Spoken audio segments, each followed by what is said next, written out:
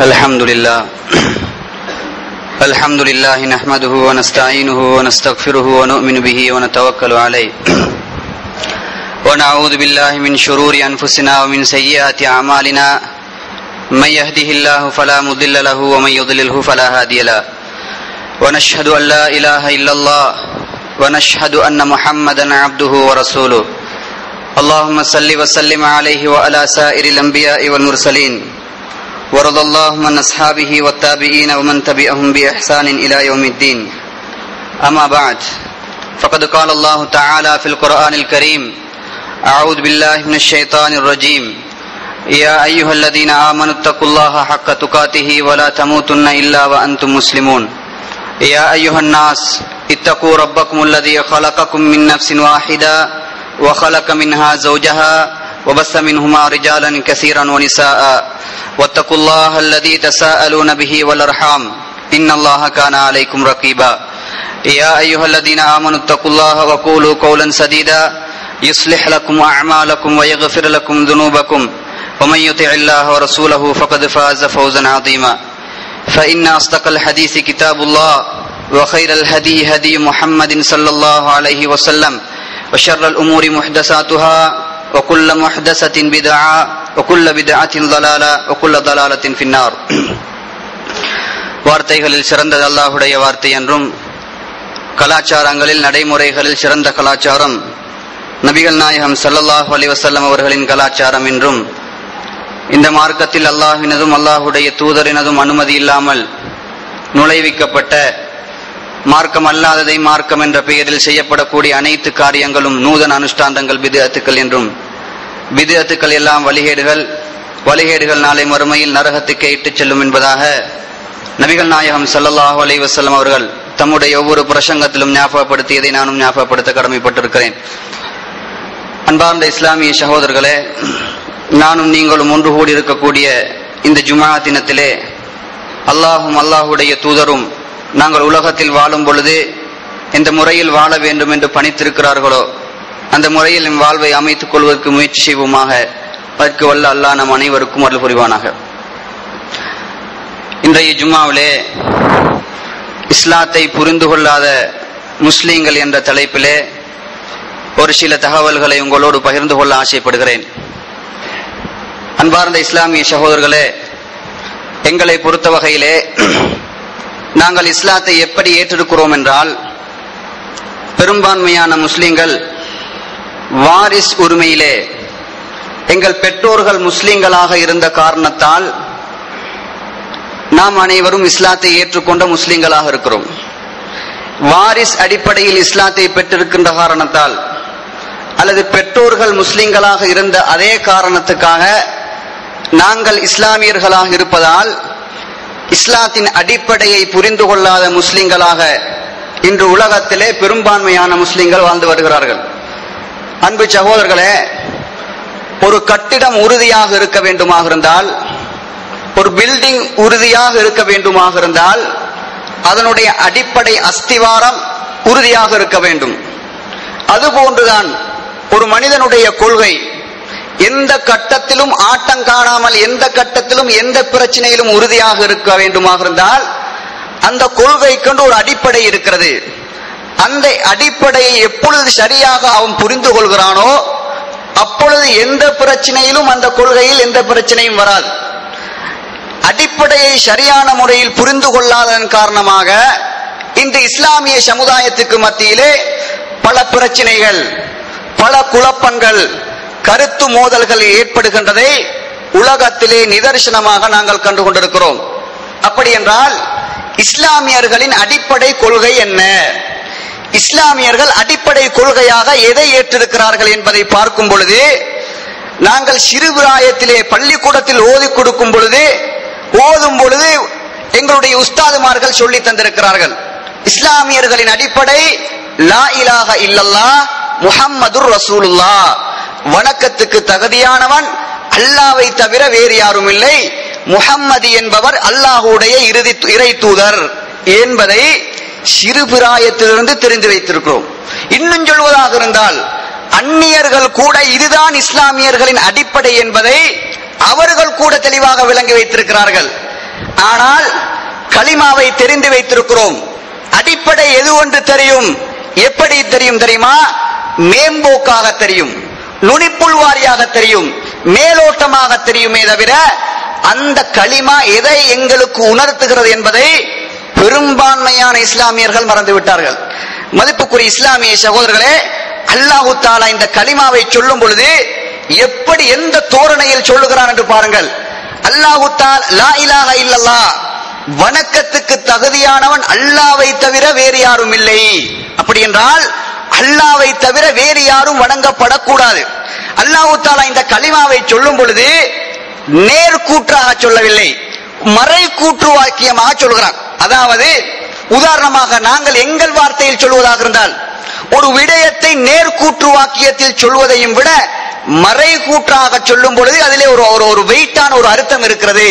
உதாரணமாக சொல்வதாக இருந்தால் இந்த இடத்திலே உங்களை தவிர வேறு யாரும் அமரக்கூடாது என்றால் அப்படி சொல்வதை அந்த வார்த்தை நீங்கள் தான் இந்த இடத்தில் அமர வேண்டும் என்ற இரண்டு வார்த்தைக்கும் மத்தியிலே வித்தியாசம் இருக்கிறது. இந்த இடத்திலே உங்களை தவிர வேறு யாரும் அமரக்கூடாது என்றால் நீங்கள் மாத்திரம்தான் அமர வேண்டும், வேறு யாருக்கும் அந்த இடத்தில் அமருவதற்கு அனுமதி இல்லை. ஒரு வார்த்தையை மறை கூற்றாக சொல்லும் பொழுது நேர்கூற்றாக சொல்லுகின்ற வார்த்தையை விட ஒரு ஆழமான அர்த்தம் அதிலே இருக்கிறது. அல்லாஹ் தஆலா முதலாக தன்னுடைய ஏகத்துவ கொள்கையை சொல்லும் பொழுது என்னை வணங்கு என்று சொல்லவில்லை. முதலாக என்ன சொல்கிறான் தெரியுமா?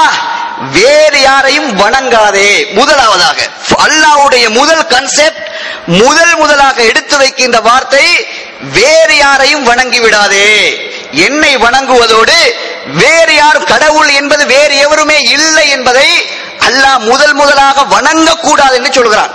அன்பு சகோதரர்களே, இதை இன்னும் ஆழமாக புரிந்து கொள்வதாக இருந்தால் அல்லாஹ்வுடைய தூதர் மக்காவுக்கு வருவதற்கு முன்னால் மக்கா காபிரருடைய நிலைமையை அல் குர்ஆன் படம் பிடிக்கிறது. என்ன சொல்கிறது? மக்கா காபிரருடைய அந்த கோட்பாட்டை நிறைய இடங்களிலே அல் குர்ஆன் சொல்கிறது. அந்த காபிர்களுக்கு அல்லாஹ்வுடைய தூதர் எந்த சமுதாயத்துக்கு வந்தாரோ அந்த சமுதாயத்துக்கு அல்லாஹ்வை மறுத்த சமுதாயம் அல்ல, அல்லாஹ் என்ற ஒரு இறைவன் இல்லை என்று சொன்ன சமுதாயம் அல்ல, அல்லாஹ் தான் ரிஸ்க் தருகிறான் என்று நம்பியவர்கள், அல்லாஹ் தான் எங்களை படைத்தான் என்று நம்பியவர்கள், அல்லாஹ் தான் எங்களுக்கு மலை இறக்குகிறான் என்று நம்பிய சமுதாயம். அல்லாஹ் தஆலா அல் குர்ஆனிலே நிறைய இடங்களிலே சொல்கிறான், குல் மன் ரப்பு சமாவாதி சபை வரப்புல் அர்ஷில் அதீம்.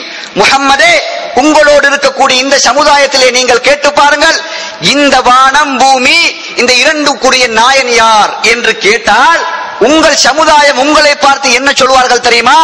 லயகூலுன்ன ஹலகஹுன்னல் அஸீஸுல் அலீம், இதை படைத்தவன் கண்ணியமும் மகத்துவமும் மிக்க அல்லாஹ் என்பார்கள்.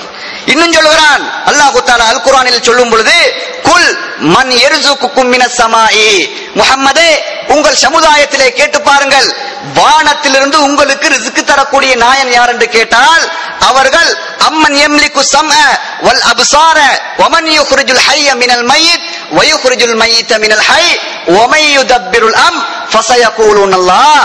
அந்த சமுதாயத்திலே இந்த பூமியிலே இருந்து உங்களுக்கு ரிஸ்கை வெளிப்படுத்தக்கூடிய நாயன் யார் என்று கேட்டால், உங்கள் பார்வைக்கும் உங்கள் கேள்விகளுக்கும் சொந்தக்காரன் யார் என்று கேட்டால், உயிருள்ள பொருளிலிருந்து உயிரற்ற பொருளையும் உயிரற்ற பொருளிலிருந்து உயிருள்ள பொருளையும் வெளியாக்கக்கூடிய நாயன் யார் என்று கேட்டால், இந்த உலகத்தை பரிபாலனம் செய்யக்கூடிய ரப்பு யார் என்று கேட்டால் லயகூலுன்னல்லாஹ், நிச்சயமாக அல்லாஹ் என்பார்களாம்.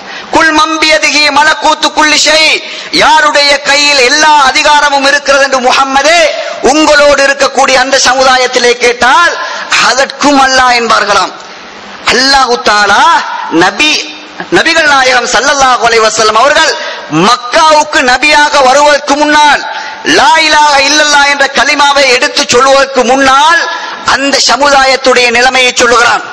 நபி இல்லாத சமுதாயத்திலே அவர்களிடத்திலே இருந்த அல்லாஹ்வை பற்றிய தத்துவத்தை பாருங்கள். இது மட்டுமல்ல, சூரத்துல் ஆராஃபை புரட்டினால் அதிலே ஒரு வசனம் இருக்கிறது. என்ன? வஜஅலு லில்லாஹி மிம்மா தரஅ மினல் ஹர்ஸி வல் அன்ஆமி நஸீபா. அந்த சமுதாயத்திலே இருந்து ஒரு பழக்கத்தை அல்லாஹ் சொல்கிறான். என்ன பழக்கம்? எங்கள் காலத்திலே நாங்கள் நெற்பயிர்ச்செய்கை செய்வது போன்று அந்த காலத்திலேயும் ஒரு பயிர்ச்செய்கை இருந்தது, கோதுமை. அந்த காலத்தில் அவருடைய பயிர்ச்செய்கை கோதுமையை அவர்கள் பயிர் செய்வார்களாம். அறுவடை அறுவடை காலம் வந்து விடுமாம்.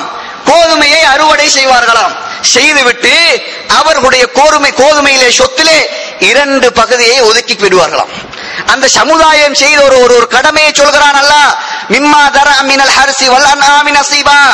அவர்களிடத்திலே ஒரு குர்பான் அறுத்தாலும் அதிலேயும் 2 பங்கு வைப்பார்களாம். ஃபகாலு ஹாதா லில்லாஹி பிதஹ்மீம். அவர்கள் ஒதுக்கி 2 பகுதி இருக்கிறதே, அந்த 2 பகுதியிலே ஒரு பகுதி அல்லாஹ்வுடைய பாதையிலே சதக்கா செய்வதற்காக. குர்ஆனிலே அல்லாஹ் சூரத்துல் ஆராஃப் சொல்கிறான், நாங்கள் எப்படி எங்கள் சொத்திலிருந்து சதக்கா செய்தோமோ, அல்லாஹ்வுக்காக வேண்டி கொடுத்தோமோ, அது போன்று கொடுத்த சமுதாயம். அல்லாஹ் தஆலா குர்ஆனில் சொல்லக்கூடிய உண்மை, அல்லாஹ்வுடைய பாதையிலே சதக்கா சொன்ன சமுதாயம் அல்லாஹ்வை மறுத்த சமுதாயம் அல்ல. எங்களிடத்திலே கேள்வி கேட்டால், எங்களுடைய ராசிக், எங்களுக்கு ரிஸ்க் அளக்கக்கூடிய நாயன் யார் என்று கேட்டால் எங்கள் பதிலும் அதுதான், எங்களை அல்லாஹ் காக்கிறான். இதே கொள்கை அந்த சமுதாயத்திலே இருந்தது. இதே கொள்கை அந்த சமுதாயம் பேசியது, நம்பி இருந்தது. பூமியை உயிர்ப்பிக்க கூடியவன், மலையை இறைக்கக்கூடியவன், எங்களை படைத்தவன், எங்களுக்கு அனைத்துக்கும் சொந்தக்காரன் அல்லாஹ் என்று நம்பிய சமுதாயத்துக்கு அல்லாஹு தஆலா நபியை அனுப்ப வேண்டிய தேவை ஏற்பட்டது. இதுதான் கேள்வி. கேள்வி என்னவென்றால், அந்த சமுதாயத்திலே அல்லாஹ்வுடைய தூதர் லா இலாஹா இல்லல்லாஹ் என்ற கலிமாவை சொல்வதற்கு முன்னால், அந்த ஏகத்துவ பிரச்சாரம் அந்த சமுதாயத்துக்கு எடுத்து வைப்பதற்கு முன்னால், அந்த சமுதாயம் அல்லாஹ்வை மறுக்கவில்லை. அல்லாஹ்வை இப்பொழுது எப்படி நாங்கள் நம்புகிறோமோ, நம்பிக்கொண்டிருக்கிறோமோ, அது போன்று நம்பிய சமுதாயம். அப்படி நம்பி இருந்தும் அல்லாஹ் ஏன் அந்த சமுதாயத்துக்கு நபியை அனுப்புகிறான்? இதுதான் கேள்வி. இதை புரிந்தால் எங்களுடைய லா இலாஹா இல்லல்லாஹ்வை நாங்கள் எப்படி புரிந்து கொள்வோம் என்பதை தெளிவாக விளங்கிக் கொள்ளலாம். அப்படி இருந்த சமுதாயத்துக்கு அல்லாஹ் நபியை அனுப்புகிறான். நிறைய தகவல் சொல்லலாம், நிறைய சரித்திரம் இருக்கிறது.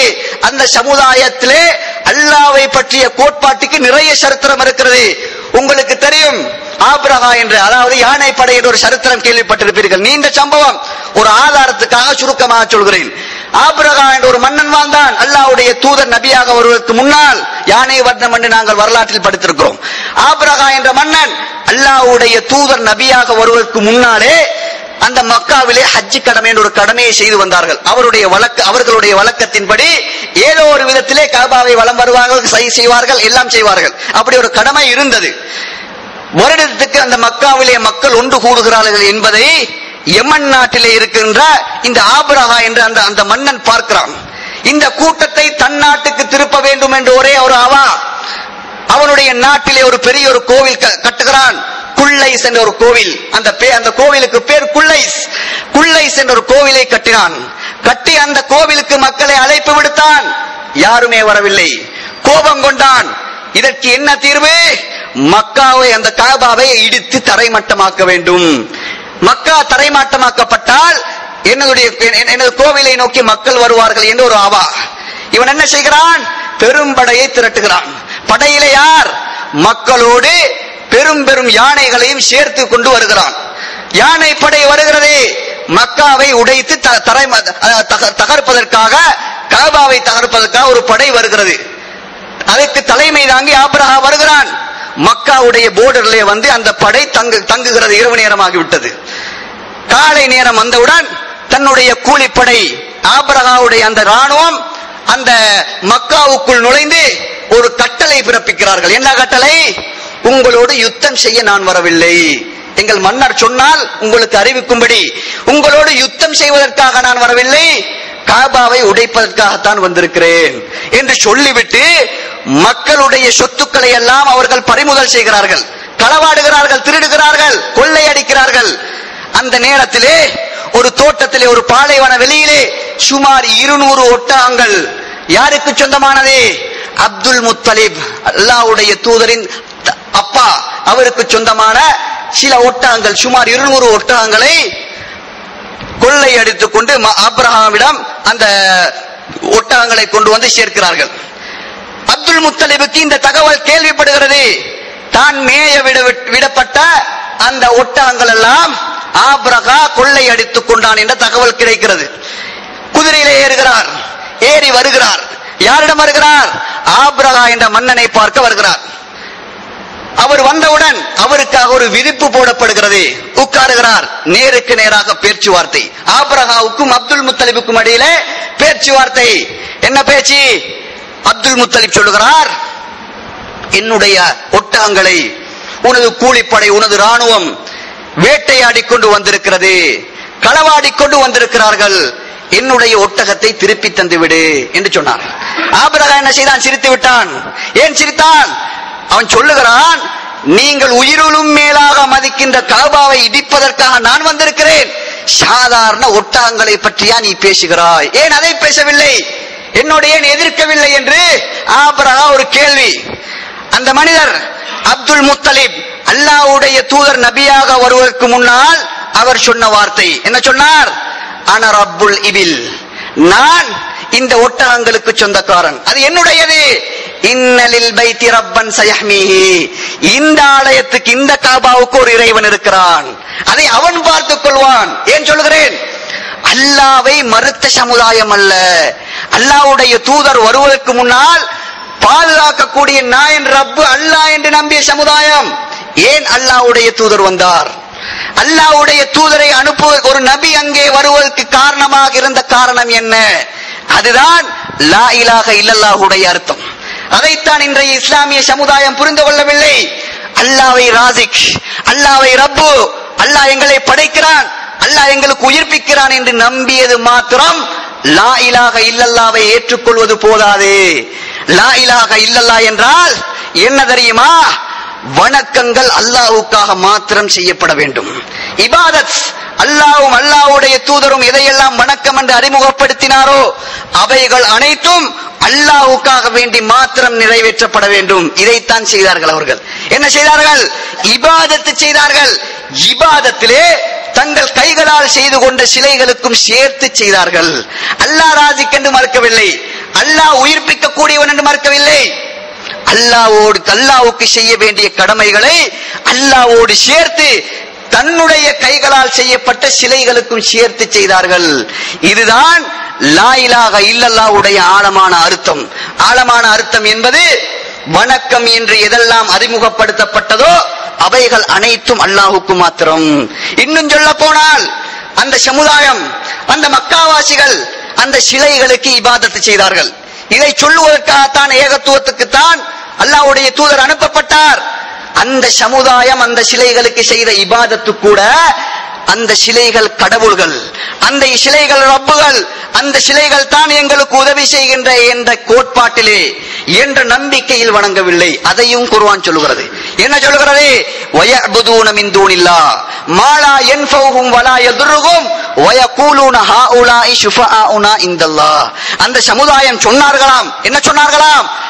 அல்லாஹ்வுடைய அந்த ஏகத்துவத்துக்கு முரணாக நடக்கும் பொழுது மாலா யன்ஃபஉஹும் வலா யதுர்ருஹும், ஏன் உங்களுக்கு நலவும் தீமையும் செய்யாத இந்த கற்சிலைகளை ஏன் வணங்குகிறீர்கள் என்று கேட்கப்பட்ட போது ஹாஉலாஇ ஷுஃபஆஉனா இன்தல்லாஹ், இது ரப்பு என்று வணங்கவில்லை, இது எங்களுக்கு உயிர் தருகிறது என்று வணங்கவில்லை, இவைகள் தான் எங்களுக்கு ரிஸ்க் தருகின்ற நோக்கத்தில் வணங்கவில்லை. இவைகளை திருப்திப்படுத்தினால், இவைகளுக்கு இபாதத்து செய்தால் அல்லாஹ்விடத்திலே எங்களுக்கு பரிந்துரை பேசும், அல்லாஹ்விடத்திலே எங்களை நெருக்கமாக்கி வைக்கும், அல்லாஹ்விடத்திலே எங்களை கொண்டு போய் சேர்த்துக் கொள்ளும் என்று அந்த நம்பிக்கையில் தான் வணங்கினார்கள். சிலையை வணங்கும் பொழுது கூட அது ரப்பி என்ற எண்ணம் இல்லை, அல்லாஹ் தான் ரப்பி என்ற எண்ணம். அதற்குரிய நீயத்து என்னவென்றால், இதை திருப்திப்படுத்தும் பொழுது எங்களுக்கு தரகர்களாக நிற்கிறார்கள், அல்லாஹ்வுக்கும் எங்களுக்கும் இடையிலே ஒரு தொடர்பை ஏற்படுத்துகிறார்கள் என்று குர்ஆன் நிறைய இடங்களிலே சொல்கிறது. மா நஅபுதுஹும் இல்லா லியுகர்ரிபுனா இலல்லாஹி ஸுல்ஃபா, எங்களை அல்லாஹ்விடத்திலே நெருக்கமாக்கி வைக்கின்ற ஒரே காரணத்துக்காகத்தான் இவைகளை நாங்கள் வணங்குகிறோம் என்று அந்த சமுதாயம் சொன்னார்கள். எனவே மதிப்புக்குரிய இஸ்லாமிய சகோதரர்களே, இந்த கோட்பாடு இத்தனை வருடங்களாக இஸ்லாமிய சமுதாயத்தில் இன்றுமே இருந்து கொண்டிருக்கிறது. சிலரை நம்பி, சில விஷயங்களை நம்பி இவைகளை திருப்திப்படுத்தினால், இவைகளுக்கு இந்த சாட்டு செய்தால் இவைகள் எங்களை அல்லாஹ்விடத்திலே நெருக்கமாக்கும் சொல்கிறார்களா இல்லையா? சிலர் நம்புகிறார்கள் எங்களுக்கும் அல்லாஹ்வுக்கும் இடையிலே நிறைய தூரம், அது எங்களுக்கு நெருங்க முடியாது.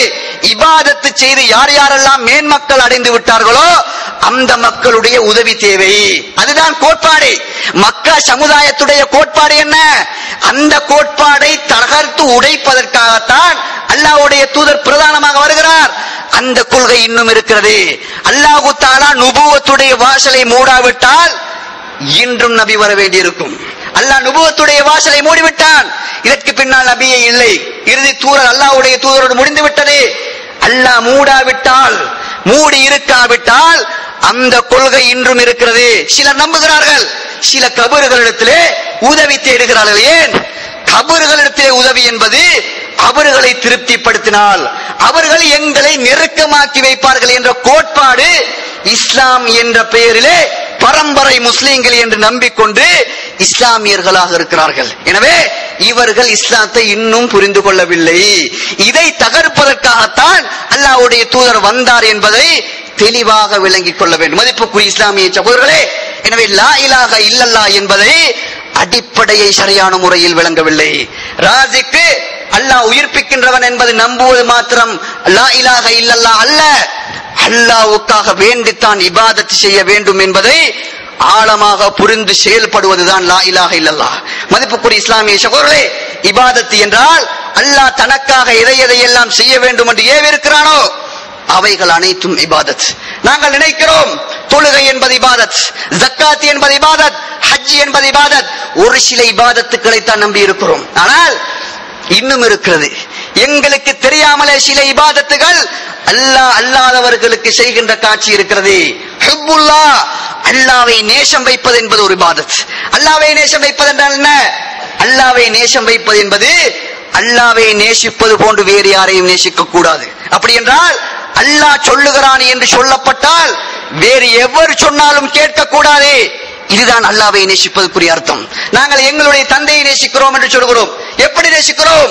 தந்தையுடைய வார்த்தைக்கு மேலால் இன்னொருவருடைய வார்த்தையை ஏற்றுக்கொள்ள மாட்டோம். இது போன்று அல்லாஹ்வை நேசிக்கிறோமா இல்லையா? அல்லாஹ்வுடைய நேசம் என்பது ஒரு இபாதத். அல்லாஹ்வை நேசிப்பது போன்று இன்னொருவரை நேசித்து விட்டால் அவன் லா இலாஹ இல்லல்லாஹ் என்ற கோட்பாட்டுக்கு வெளியே போகிறான். அவன் முஸ்லிமா இல்லையா என்பது நினைப்பது சந்தேகம். நான் காபிர் என்று சொல்லவில்லை, அது சொல்ல முடியாது. நான் கோட்பாடை தியரியை சொல்லுகிறேன்.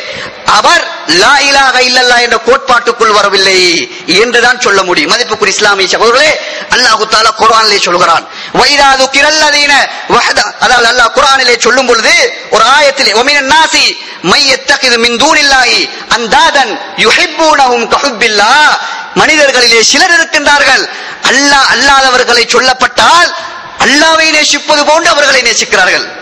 அல்லாஹ்வை நேசிப்பது போன்று அவர்களை நேசிக்கிறார்கள் என்றால் அல்லாஹ் இன்காரில் சொல்லுகிறான், அப்படி நேசிக்காதே என்று சொல்லுகிறான். இன்னொரு இடத்திலே சொல்லும் பொழுது வைதா துக்கிரல்லாஹு வஹ்தஹு, அல்லாஹ்வை மாத்திரம் ஞாபகிக்கப்பட்டால், அல்லாஹ் என்ற பெயர் சொல்லப்பட்டால் இஸ்மஅஸத் குலூபுல்லதீன லா யுமினூன பில்லாஹிரா, யார் மறுமையை நம்பவில்லையோ அவர்களுடைய உடம்பெல்லாம் அப்படியே புல்லரிக்கின்றன. வைதா துக்கிரல்லதீன மின் தூனிஹி ஈதாஹும் யஸ்தபிஷிரூன், அல்லாஹ் அல்லாதவர்களை சொல்லப்பட்டால் சந்தோஷ களிப்பிலே கொண்டாடுகிறார்கள் என்று அல்லாஹ் குர்ஆனிலே சொல்கிறான். ஏன்? மற்றவர்கள் சொல்லுவதையும் விட மற்றவர்களையும் விட அல்லாஹ்வை நேசிப்பது என்பது ஒரு இபாதத். இதற்கு ஒரு உதாரணம் சொல்வதாக இருந்தால் அல்லாஹ் குர்ஆனிலே ஒரு சட்டம் சொல்லுகிறான், ஊரிலே அதற்கு முரணாக ஒரு சட்டம் இருக்கிறது. என் பெற்றோர் ஒரு சட்டத்தை முரணாக சொல்கிறார்கள், என் பரம்பரையிலே அந்த சட்டம் இல்லை. அல்லாஹ் சொல்வதற்கு மேலால் என் ஊர்வலமை இப்படித்தான் என்று யாராவது நம்பினால் அவன் அல்லாஹ்வை நேசிக்கவில்லை. என் பெற்றோர்கள் சொல்வதுதான் அதைத்தான் மதிக்க வேண்டும் என்று யாராவது நம்பினால் அவன் அல்லாஹ்வை நேசிக்கவில்லை. அல்லாஹ் குர்ஆனிலே சொல்லும் பொழுது குல் இன் குன்தும் துஹிப்பூனல்லாஹ் குல் இன் கான ஆபாவுக்கும் வ அப்னாவுக்கும் வ இஹ்வானுக்கும் வ அஸ்வாஜுக்கும் வ அஷீரத்துக்கும் வ அம்பாலுன் இக்தரஃப்துமூஹா வ திஜாரத்துன் தக்ஷவுன கஸாதஹா.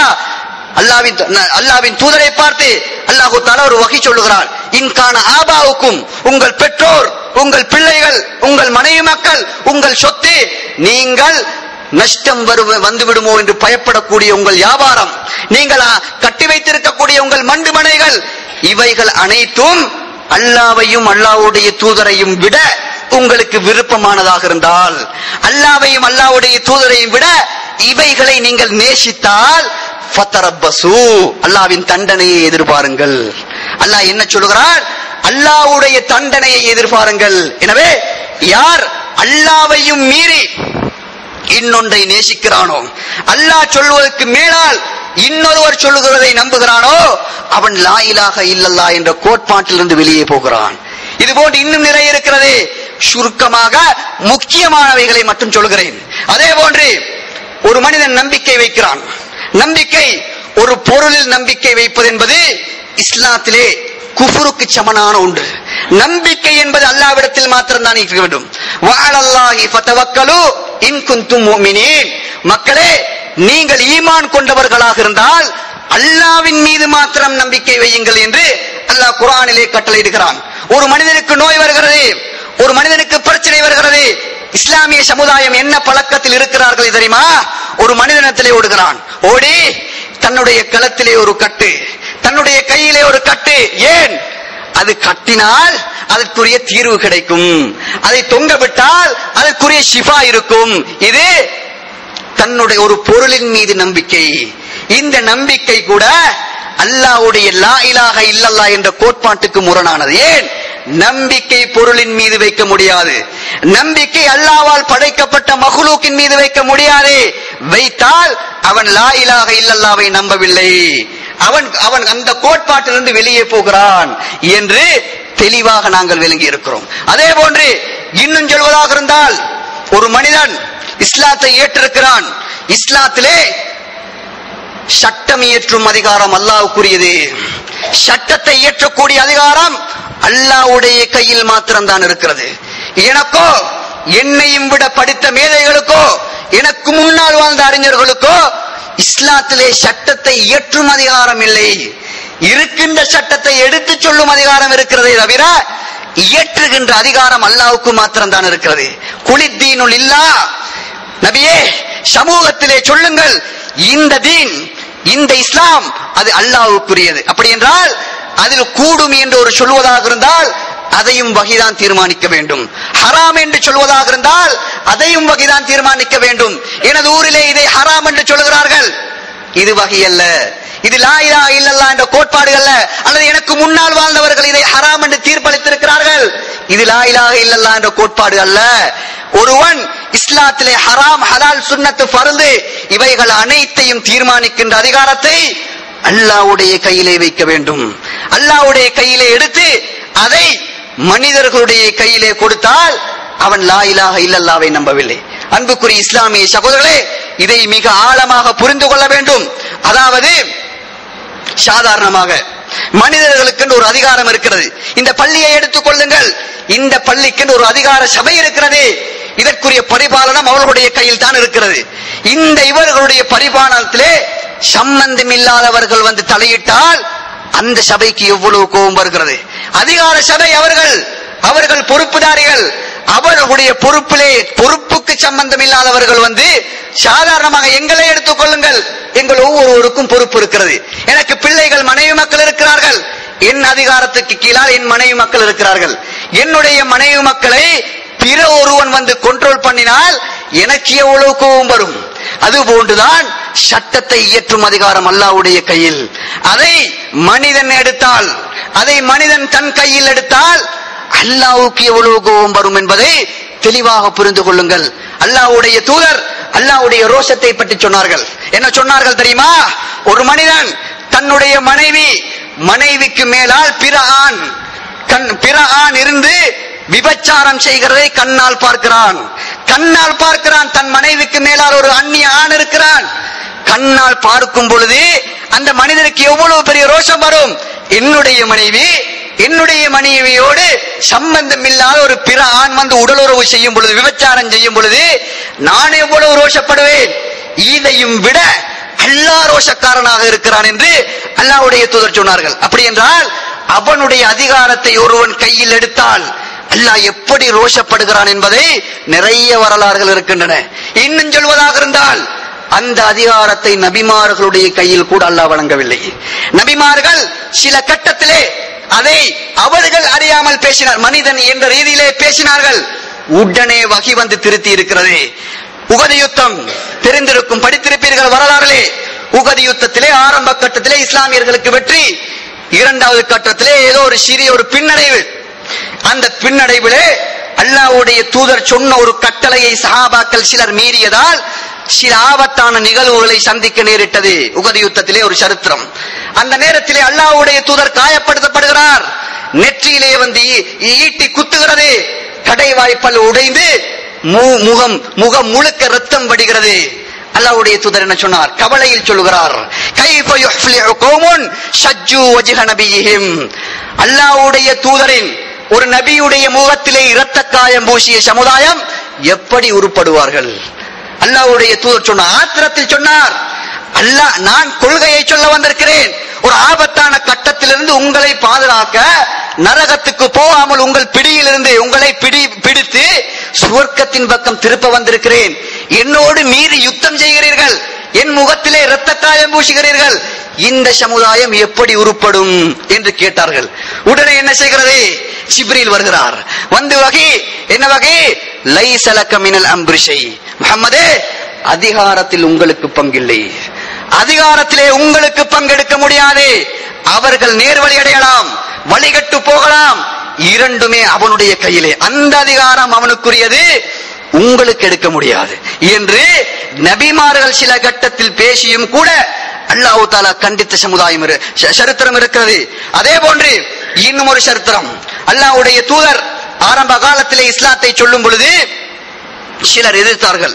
இன்னும் சில காலகட்டங்கள் கழியும் பொழுது சில முக்கியமான நபர்கள், அந்த காலத்திலே முக்கியஸ்தர்கள் என்று கருதப்பட்ட ஒரு கூட்டம் அல்லாஹ்வுடைய தூதரை வந்து சந்திக்கிறார்கள்.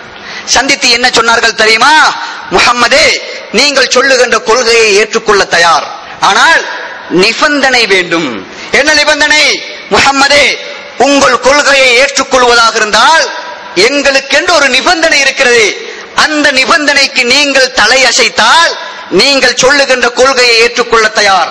மதுபானம் அருந்த மாட்டோம், விபச்சாரம் செய்ய மாட்டோம், இணை வைக்க மாட்டோம். எதையெல்லாம் இஸ்லாமிய கொள்கையா நீங்கள் சொல்கிறீரோ அவைகள் அனைத்தையும் செய்ய தயார். ஆனால் ஒரு நிபந்தனை. என்ன நிபந்தனை? முஹம்மதே, உங்களுடைய கொள்கையை ஏற்றுக்கொண்டால் எங்கள் ஊர் இருக்கிறதே, எங்கள் மக்கா, இந்த ஜஸீரத்துல் அரப், இந்த ஜஸீரத்துல் அரபிலே 2 வர்க்கம் இருக்கிறார்கள், 2 சாதி. ஒன்று மேல் சாதி, இன்னொன்று கீழ் சாதி. ஒன்று மேல் மக்கள், இன்னொன்று கீழ் மக்கள். இந்த 2 மனிதர்களையும் ஒன்று சேர்க்க கூடாது. நாங்கள் பரம்பரையாக அப்படித்தான் வாழ்ந்து வருகிறோம். எங்களுக்கென்று வேறு பள்ளி, அந்த கீழ் சாதிக்கென்று வேறு பள்ளி. எங்களுக்கு வேறு பயான், அவர்களுக்கு வேறு பயான். அவர்களுக்கு வேறு கடமை, எங்களுக்கு வேறு கடமை. எங்கள் 2 பேரையும் ஒன்று சேர்க்காதே என்று நிபந்தனை போட்டார்கள். சில சஹாபாக்களை குறித்து சொன்னார்கள். நஊது பில்லாஹ், அல்லாஹ்வுடைய மார்க்கத்திலே அப்படி இல்லை. சாதி வேற்றுமை என்பது இல்லை, அது வேறொரு நாளைக்கு பேசுவோம். அல்லாஹ்வுடைய தூதர்களிலே, நபியுடைய தோழர்களிலே சில தோழர்களை வந்த சமுதாயம், இந்த காபிர்கள் குறித்து சொன்னார்கள். அம்மார் இருக்கிறாரே, அம்மார் ரலியல்லாஹு அன்ஹு, இவர் எங்களுடைய பார்வையிலே கீழ் சாதியை சேர்ந்தவர், அவருக்கும் எங்களுக்கும் ஒத்து போகாது, எங்களை அவருக்கிட்டால் அமரக்கூடாது. பிலால் இருக்கிறாரே, பிலால் ரலியல்லாஹு அன்ஹு, அவரையும் எங்களையும் ஒன்று சேர்க்காதே, அவர் கீழ் ஜாதி என்று அவர்கள் நிபந்தனை வைத்தார்கள். அல்லாஹ்வுடைய தூதரின் உள்ளம் என்ன நினைக்கிறது என்றால் 99% இருக்கிறார்கள். ஒன்றுதான் நிபந்தனை, ஒன்றைத்தான் கேட்கிறார்கள். மது அருந்த மாட்டேன் என்கிறார்கள், இணை வைக்க மாட்டேன் என்கிறார்கள், ஷிர்க் செய்ய மாட்டேன் என்கிறார். எல்லாத்தையும் ஏற்றுக்கொண்டு ஒன்றில் நிபந்தனை கேட்கிறார்கள். உள்ளுக்கு எடுத்துக்கொண்டு திருத்துவோம் என்ற ஒரு மனப்பாங்கு அல்லாஹ்வுடைய தூதரத்திலே. அல்லாஹ்வுடைய தூதரத்துடைய உள்ளம் அப்படி சொல்கிறது. குர்ஆனில் அல்லாஹ் என்ன சொல்கிறான்? லௌலா அன் சப்பத்னாக லக்கத் கித்த தர்கனு இலைஹிம் ஷைஅன் கலீலா. முஹம்மதே, உங்கள் உள்ளத்தை நாங்கள் பலமாக பிடிக்காவிட்டால் அந்த பக்கம் உங்கள் உள்ளம் சாய்ந்திருக்கும் என்று அல்லாஹ் குர்ஆனில் சொல்லுகிறான். இந்த மீட்டிங் நடைபெறுகிறது. எக்ரிமெண்ட், இஸ்லாத்தில் சேருவதற்கு அதாவது எக்ரிமெண்ட் கேட்கிறார்கள். இந்த பேச்சுவார்த்தை நடந்து கொண்டிருக்கும் பொழுது அல்லாஹ் தஆலா அழகான ஒரு ஏற்பாடு செய்கிறான். என்ன ஏற்பாடு? ஒரு மனிதர் வருகிறார், அவருக்கு பேர் அப்துல்லாஹ் இப்னு உம்மி மக்தூம். 2 கண்களும் தெரியாது, அல்லாஹ்வுடைய தூதரை கண்டது கிடையாது. வாய்ஸை வைத்து தீர்மானித்துக் கொள்வார்கள். அவர் வருகிறார், அவருடைய அந்த மக்காவாசிகளுடைய பார்வையிலே அவரும் கீழ் சாதியை சேர்ந்த ஒரு மனிதர். இஸ்லாத்திலே அப்படி இல்லை. சஹாபாக்களை அப்படி குறை சொன்னதாக நீங்கள் என்னை சொல்லக்கூடாது. இது வரலாறை சொல்கிறேன், இருந்த வரலாறை சொல்கிறேன். அந்த மனிதர் வருகிறார், வந்து அல்லாஹ்வுடைய தூதர் பேசிக் கொண்டிருக்கக்கூடிய வார்த்தை கேட்கிறது. அஸ்ஸலாமு அலைக்க யா ரசூலல்லாஹ் என்று சொல்கிறார். அல்லாஹ்வின் தூதரே உங்களுக்கு சலாம் என்று சொன்னார்கள். பேசிக்கொண்டிருக்கக்கூடிய மீட்டினுடைய மெயின் பாயிண்ட்ஸே இதுதான். நாங்கள் இருக்கின்ற சபையிலே வேறு சாதிக்காரன் வரக்கூடாது. அல்லாஹ் செட்டப் பண்ணுகிறான். அல்லாஹ் கொள்கையை வழங்கப்படுத்த செய்கின்ற ஏற்பாடு. அந்த மனிதர் வந்தார், சலாம் சொன்னார். அல்லாஹ்வுடைய தூதர் சலாம் பதில் சொல்லவில்லை. ஜிப்ரீல் வருகிறார், வஹியோடு வந்தார். என்ன சொன்னார்?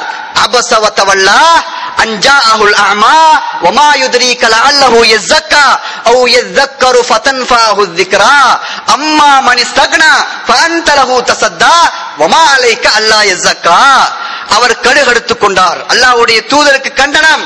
கண்டிக்கும் பொழுது மரியாதையாக கண்ணியமாக அல்லாஹ்வுடைய தூதரின் கண்ணியம் பாதிக்காத விதத்திலே காயிபாக படர்க்கையாக நேரடியாக கண்டிக்காமல் அல்லாஹ் மூன்றாவது நபருக்கு சொல்வதை போன்று சொல்கிறான். சில பெற்றோர்கள் இருக்கிறார்கள், சில பிள்ளைகளை கண்டிப்பார்கள். பொடியன் இருப்பான், நான் இருப்பான், தந்தையுடைய களத்தையும் விட ஒசந்து வளர்ந்திருப்பான். என்ன செய்வார்கள்? நேரடியாக கண்டிப்பதற்கு தைரியம் இல்லை, திராணி இல்லை. ஏன்? ஏதோ ஒரு கெட்ட வழியிலே போய்விடுவார் என்று பயம். என்ன சொல்லுவார்? இவர் இப்படித்தான், இவர் சொல்ற கேட்க மாட்டார், அவர் சொல்ற உம்மா கிட்ட ஏசுவாரு, மகனுக்கு ஏசுறார். மகனை பார்த்து ஏச மாட்டார், அவர் அப்படித்தான், அவர் சொல்ற கேட்க மாட்டார். மகனுக்கு ஏசுறார், மகன் முன்னுக்கு இருக்கிறாரு, முன்னை பார்த்து அதாவது முன்னிலையாக பேச முடியாது. காரணம் அது ஒரு ஸ்டைல். இதே போன்று அல்லாஹு தஆலா முன்னிலைப்படுத்தி அல்லாஹ்வுடைய தூதரை இந்த வசனம் இறக்காமல் படர்க்கையாக பேசுகிறான். அவர் கடுகடுத்துக் கொண்டார், அவர் மறுத்து விட்டார். அன்ஜாஅஹுல் அமா. ஏன்? ஒரு கண்குருடான ஒரு சஹாபி வந்ததற்காக. வமா யுத்ரீக லஅல்லஹு யஸக்கா. வந்திருக்கக்கூடிய மனிதர்கள் இஸ்லாத்துக்குள் வந்து தூய்மையான மனிதர்களாக மாறுவார் என்று அந்த நபிக்கு எப்படி தெரியும்? இஸ்லாத்துக்குள் வருவது எக்ரிமெண்ட் போடுவது என்று நபிமார்களுடைய கையிலே இல்லை. அது அல்லாஹ்வுக்குரியது. அதை தீர்மானிக்க வேண்டியது அல்லாஹ். அது அவனுடைய மார்க்கம். அவன் அதற்கு எக்ரிமெண்ட்டுக்கு அதாவது ஒரு அட்ஜஸ்ட்மெண்ட்டுக்கு அனுமதி கொடுத்தாலே தவிர எனக்கோ உங்களுக்கோ நபிமார்கள் உலகத்திலே சிறந்த படைப்பு, இவர்களுக்கு மேலால் படைப்பு இல்லை. அந்த மனிதர்களுடைய கையில் கூட அல்லாஹு தஆலா வழங்கவில்லை என்றால் அந்த அதிகாரத்தை இன்று மனிதர்கள் எடுத்துக் கொண்டிருக்கிறார்கள். இஸ்லாத்திலே சட்டம் இயற்றுகிறார்கள். ஏன்? குர்ஆனிலும் ஹதீஸும் இல்லாத சட்டம். உலகத்திலே எங்கள் ஊரிலே இதுதான் உடைமை, இதை செய்துதான் ஆக வேண்டும். இது அல்லாஹ்வுடைய அதிகாரம். இதை யார் கையில் எடுப்பார்? லா இலாஹ இல்லல்லாஹ்வை புரிந்து கொள்ளாதவன் எடுப்பான். யார் இதை எடுக்கிறானோ அவன் லா இலாஹ இல்லல்லாஹ் என்ற கோட்பாட்டிலிருந்து வெளியே போகிறான் என்பதை தெளிவாக விளங்கிக் கொள்ளுங்கள் மதிப்புக்குரிய இஸ்லாமிய சகோதரர்களே. எனவே லா இலாஹ இல்லல்லாஹ் என்பது இபாதத்தை அல்லாஹ்வுக்காக வேண்டி மாத்திரம் செய்ய வேண்டும். இதுதான் லா இலாஹ இல்லல்லாஹ் ஆழமாக சொல்லுகின்ற அர்த்தம் என்பதை தெளிவாக புரிந்து கொண்டு அதன்படி எங்கள் வாழ்வை அமைத்துக் கொள்ள அல்லாஹ் துணை புரிவானாக.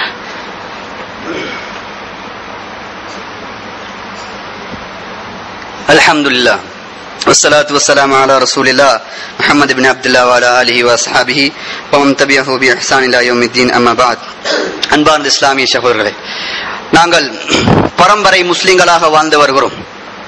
அல்லாஹு தஆலா இஸ்லாத்தை சொல்வதற்காக எங்களுக்கு ஒரு தூதரை அனுப்புகிறான். அந்த தூதர் முழுமையான ஒரு இஸ்லாத்தை எங்களுக்கு காட்டிவிட்டு சென்று விட்டிருக்கிறார்கள். அன்பு சகோதரர்களே, இன்றைய பெரும்பான்மையான முஸ்லிம்களை பொறுத்த வகையிலே கலிமாவிலே ஒரு பகுதி முஹம்மது ரசூலுல்லாஹ் என்ற ஒரு பகுதி மிக நீண்ட நேரம் விளங்கப்படுத்த வேண்டும். இருந்தாலும் நேரம் குறுகியதாக இருப்பதால் ஒரு சில தகவல்களை சொல்லிக் கொண்டு முடித்துக் கொள்கிறேன். அல்லாஹ்வுடைய தூதர் வந்தார், இஸ்லாம் என்ற ஒரு கொள்கையை அறிமுகப்படுத்தினார். ஆனால் அவர் அறிமுகப்படுத்தப்பட்ட கொள்கையை இன்றைய பெரும்பான்மையான முஸ்லிம்கள் செய்வதில்லை. பெரும்பான்மையான முஸ்லிம்களை பொறுத்த வகையிலே எதை அந்த தூதர் தடுத்தாரோ, எதை இல்லை என்று சொன்னாரோ, எது இஸ்லாம் இல்லை என்று அடையாளப்படுத்தினாரோ அதை செய்து கொண்டிருக்கக்கூடிய முஸ்லிம்களாக வாழ்கிறார்கள். மதிப்புக்குரிய இஸ்லாமிய சகோதரர்களே, அல்லாஹ்வுடைய தூதர் தனக்கு ஒரு உதாரணம் சொல்கிறார். அவர் சொன்னார், எனக்கு உதாரணம் என்ன தெரியுமா? ஒரு மனிதனை போன்று. அந்த மனிதன் யார்? இரவிலே நெருப்பு மூட்டுகிறான். ஏன்? வெளிச்சம், இருள் நாளிலே ஒரு நெருப்பு மூட்டுகிறான் வெளிச்சத்துக்காக. அந்த நெருப்பை சில மின்மினி பூச்சிகள் வருகிறது. அந்த நெருப்பை பார்த்து ஒளி என்று நம்பி சில மின்மினி பூச்சிகள் அந்த நெருப்பை நோக்கி வருகின்றது. அந்த மனிதர் ஒளிக்காக நெருப்பை மூட்டினார். ஆனால் மின்மினி பூச்சிகள் ஒளி என்று நம்பி நெருப்பை நோக்கி வருகிறது. வந்து கொண்டிருக்கும் பொழுது அந்த மனிதர் அந்த மின்மினி பூச்சிகள் நெருப்பிலே கருகிவிடாமல் தன்னுடைய கையால் விரட்டுகிறார். இந்த மனிதனை போன்றுதான் நான் உங்களுக்கு எப்படி தெரியுமா? நரகத்தை எச்சரிக்க நான் வந்திருக்கிறேன். நரகம் நரகம் போகாதே போகாதே என்று நான் விரட்டுகிறேன். என்னையும் மீறி அந்த மனிதனை மீறி சில மின்மினி பூச்சிகள் நெருப்பிலே கருகி விடுகின்றன. அதுபோன்று நான் சொன்னதையும் மீறி, நான் காட்டி தந்ததையும் மீறி சில மனிதர்கள் போனதால் நரகத்திலே விழுந்து கருகி போகிறார்கள் என்று அல்லாஹ்வுடைய தூதர் சொன்னார்கள். மதிப்புக்குரிய இஸ்லாமிய சகோதரர்களே, அழகான ஒரு உதாரணம். அல்லாஹ்வுடைய தூதரை மீற முடியாது. அல்லாஹ்வுடைய தூதர், அவர் ஒரு தூதர். அவருக்கு அல்லாஹ் தஆலா குர்ஆனிலே என்ன சொல்கிறான்? பல்லக் மா உன்ஸில இலைக வ இல்லம் தஃஅல் ஃபமா பல்லக்த ரிசாலதா. முஹம்மதே, உங்களுக்கு எதை இறக்குகிறேனோ அதை சமுதாயத்துக்கு பகிரங்கமாக எடுத்து வையுங்கள். அல்லாஹ்வுடைய தூதர் இஸ்லாத்தை எடுத்து வைத்தார். இந்த இஸ்லாத்தை பெரும்பான்மையான முஸ்லிம்கள் மறுக்கிறார்கள். பெரும்பான்மையான முஸ்லிம்கள் அவர் சொன்னதற்கு மீறி அவர் காட்டித்தராத சில செயல்களை செய்து கொண்டிருக்கிறார்கள். இப்படி செய்கின்ற ஒரு முஸ்லிம் இருந்தால் அவன் முஹம்மது ரசூலுல்லாஹ் என்ற கோட்பாட்டில் இல்லை என்பதை தெளிவாக விளங்குங்கள். மதிப்புக்குரிய இஸ்லாமிய சகோதரர்களே, அல்லாஹ் அல் குர்ஆனில் சொல்கிறான், யௌம யஅல்லு ஸாலிமு அலா யதை யகூலு யா லைத்தனி தகல்து மஅர் ரசூலி சபீலா. மறுமையிலே ஒரு மனிதன் கை சேதப்பட்டு தன் கையை தானே கடித்துக் கொள்வானாம். தன் கையை மறுமையிலே தானே கடித்து சொல்வானாம், யா லைத்தனி இத்தகல்து மஅர் ரசூலி சபீலா. ஐயோ, எனக்கு ஏற்பட்ட கை சேதமே. உலகத்தில் வாழும் பொழுது ஒரு நபி வந்தார். அந்த நபி ஒரு கொள்கையை அறிமுகப்படுத்தினார். அந்த கொள்கைப்படி நான் வாழ்ந்திருக்க வேண்டுமே என்று சில மனிதர்கள் தன்னுடைய கையை கடித்துக் கொண்டு சொல்வார்கள் என்று அல்லாஹ் அல் குர்ஆனில் சொல்கிறான். மதிப்புக்குரிய இஸ்லாமிய சகோதரர்களே, எனவே இஸ்லாத்தின் அடிப்படையை தெளிவாக புரிந்து கொண்டால் யார் என்ன சொன்னாலும், எந்த கொள்கை எங்களுக்கு முன்னால் எடுத்து வைக்கப்பட்டாலும் எந்த பிரச்சனையும், எந்த கருத்து முரண்பாடும், எந்த சிக்கல்களும் வராது என்பதை நாங்கள் தெளிவாக விளங்கிக் கொள்ள வேண்டும். எனவே இந்த அடிப்படையை தெளிவாக புரிந்து இதிலே உறுதியாக இருந்து மறுமை இறுதி நாள் வரைக்கும் அல்லாஹ் தஆலா எங்களை இந்த கொள்கையிலே மரணிக்குமாறு கேட்டு என்னுடைய உரையை முடித்துக் கொள்கிறேன். வாஹிரு தவானா அல்ஹம்துலில்லாஹி ரப்பில் ஆலமீன்.